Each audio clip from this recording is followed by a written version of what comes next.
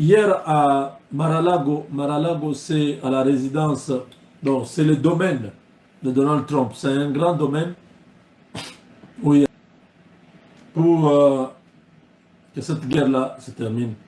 Alors, le dossier de Kagame était sur la table.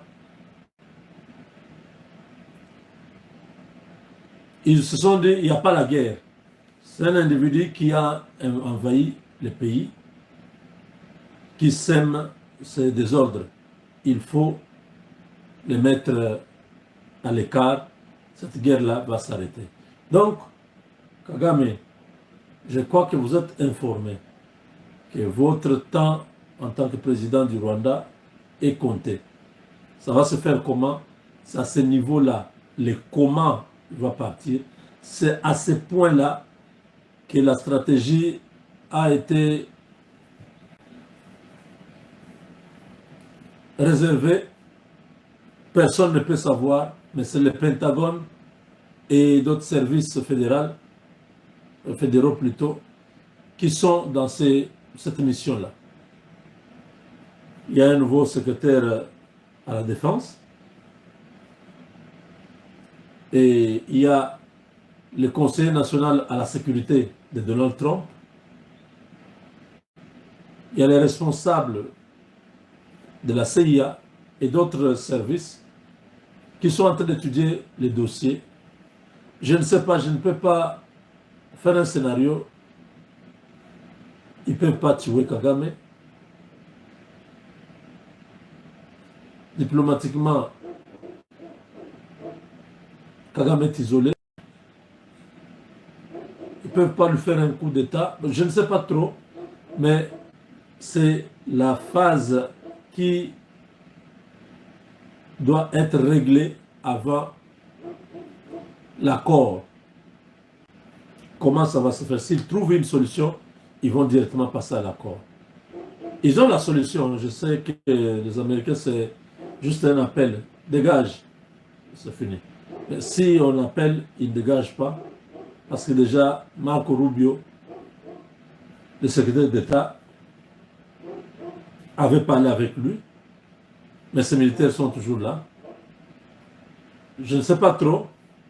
C'est le dossier qui a pesé dans les discussions. On dit, bon, les minerais que nous avons besoin, une partie de ces minerais-là se trouve dans la zone qui est affectée par la guerre aujourd'hui. On fait comment? C'est là que la proposition dit, non, il n'y a pas la guerre. La guerre, là, c'est transporté. C'est un pays qui a envahi un autre pays. Donc, il faut régler les problèmes de celui qui a mené la guerre là-bas et les minerais seront en sécurité. Là, c'est Reuters. Je vous ai dit que hier, Trump et son équipe des hommes d'affaires américains étaient à Mar-a-Lago, en Floride. Ils ont parlé, ils étaient tous contents de ce deal. Ils souhaitent déjà le faire vite. Mais il y a le problème de Kagame qui s'est posé, à qui on a remis ce problème-là entre les services d'intelligence américaine pour trouver une solution. Les États-Unis et la RDC, un accord minier qui pourrait mettre fin à l'influence de Kagame. Les États-Unis sont en pourparlers avec la RDC pour un accord stratégique sur les minerais. Cette initiative pourrait-elle mettre fin à l'influence de Kagame en République démocratique du Congo?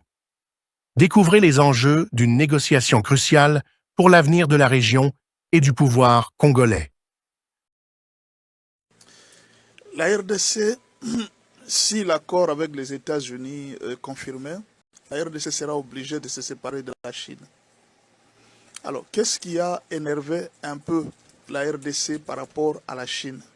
Il y a eu des problèmes qui se sont posés, qui ont énervé vraiment le gouvernement congolais. Le premier problème, c'est... Vous voyez, quand les Chinois nous ont vendu des drones, Kagame est parti aussi en Chine. il a acheté des anti-drones. C'est-à-dire 2 drones congolais ont été détruits par des anti-drones chinois.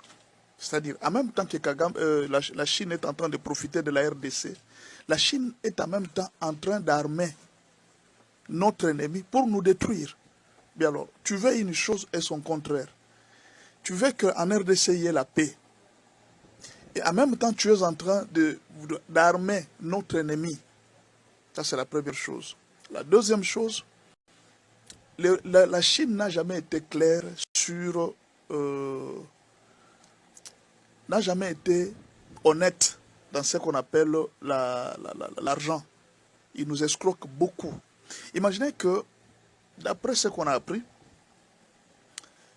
le cobalt est acheté directement avec les cuivres, parce que c'est dans la même matière, il y a les cuivres et dans la malachite, il y a le cobalt et les cuivres qu'on soutire. Mais en fait, la Chine achèterait seulement les cuivres et le cobalt est en quelque sorte donné. Et ça devient un problème. Donc la Chine exploite beaucoup plus les minéraux. Du coup, il exploite les cuivres, mais le cobalt est presque gratuit. Et ça, c'est un problème. Et le troisième problème, c'est ce qu'on appelle le dumping. Dumping, c'est-à-dire que la Chine peut stocker la marchandise. À un certain moment, la RDC sera incapable de vendre à une autre nation ou bien une autre. C'est-à-dire la Chine peut prendre notre propre marchandise.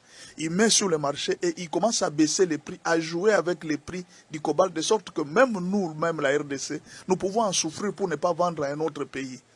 Et là, ça devient un problème pour la Chine. En plus, la position de la Chine par rapport à la guerre n'a pas été claire. La Chine ne s'est pas déterminée pour dire que non, voilà, par rapport à cette guerre, faut-il soutenir le Rwanda ou non? Moi, ce sont les affaires.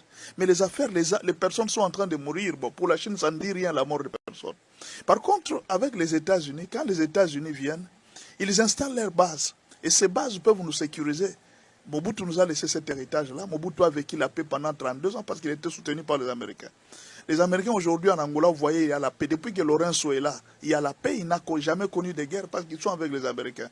Mais si nous étions avec les Chinois et les Russes, cette guerre n'allait jamais se terminer. Et rassurez-vous, les Occidentaux